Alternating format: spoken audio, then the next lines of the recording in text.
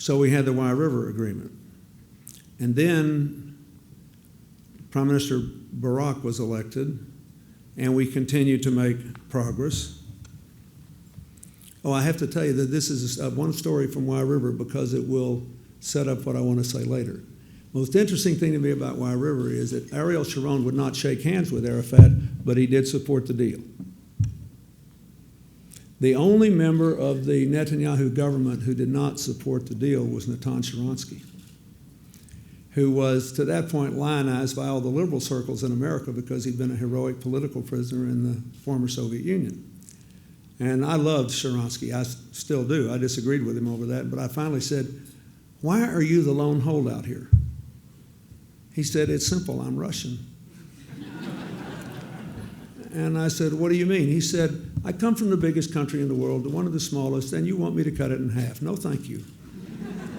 I said, "Natan, you came here from a jail cell that was much smaller than pre-67 Israel." He said, "Doesn't matter, I'm Russian. No, thank you." Very revealing for later events. So we'll keep going. So the deal at Wye River was done. Then Barack was elected. He really wanted to get the whole agreement concluded. He made some specific commitments I'm not sure Rabin would have made, but he was not nearly as experienced in politics. He, after all, became prime minister only 3 years after he left the military. And Ehud Barak is one of the most interesting fellows I ever met. His great hobby is repairing complex old clocks, and he's a concert-level pianist. But he's very fixed in what he thinks is right and wrong. I once told him, "I wish you were an average jazz pianist instead of a great concert pianist, because then you would know how to ad-lib."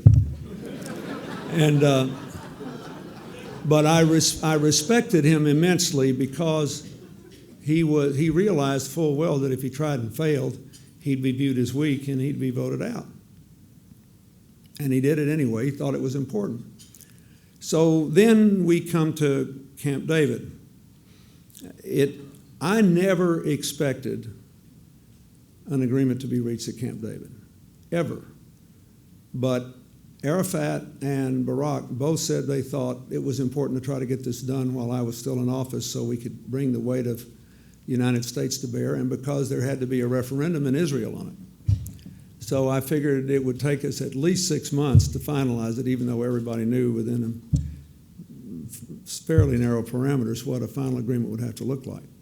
And we narrowed it down at Camp David with fits and starts and all kinds of chemistry challenges, personal chemistry challenges.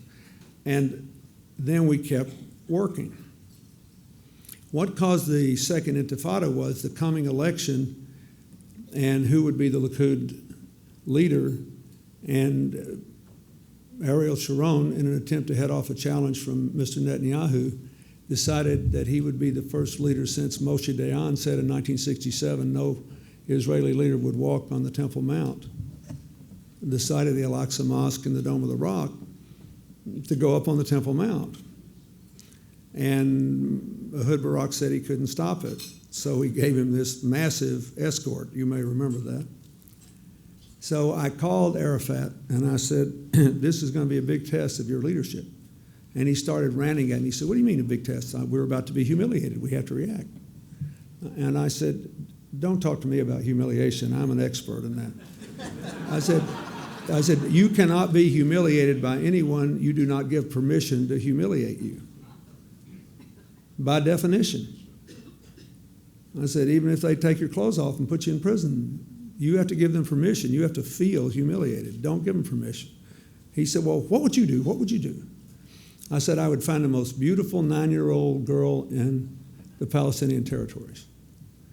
I would buy her the nicest dress I could afford. I would get her the most beautiful bouquet of flowers available. And when Ariel Sharon comes up on the Temple Mount, I would be standing at the other end with my crowd. I would take the girl by the hand, leave everybody alone. You walk alone with the little girl to the middle of the mount, have her give him the flowers, welcome him there, offer him a tour of the Dome of the Rock and the Al-Aqsa Mosque, and tell him when it's yours, he can come back every day." He said, "I can't do that." I said, "Oh, yes, you can. You won't do it. Think of what would have happened in the chemistry of the whole Middle East peace if instead of the Second Intifada that had occurred. It's a cautionary lesson for all of us in our own lives, I might add, not just in the Middle East. So the Intifada happened. But Barak didn't give up. He kept on working, and we got all the way to Taba. And before that, I issued late in 2000, finally, once I realized the Israelis would accept the deal, and I thought the Palestinians would, I publicly announced what I had privately proposed.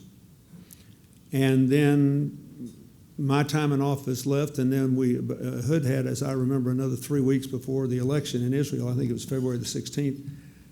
And in that whole time, Arafat wouldn't say yes or no. Now, there are many people who have many theories about why he didn't do this, but I can only tell you, in my heart of hearts, I don't know. Because I know 2 different Arab leaders he told he was going to take the deal. And because he begged me not to go to North Korea and in their missile program, because he said, you know, you have to make it look like you made me do this. We'll have to orchestrate the whole thing. And in the end, nothing happened. So then we had, President Bush got elected, Ariel Sharon got elected. President Bush said to me, he said, he said, you know every last corner of the old city of Jerusalem. You spilt your blood. You got nothing for it. I'm going to let them do whatever. I'm not fooling with Arafat. I'm not fooling with any of these guys. So there was a hands-off policy for a while, which was wildly popular, I might add, among some elements in the American Jewish community.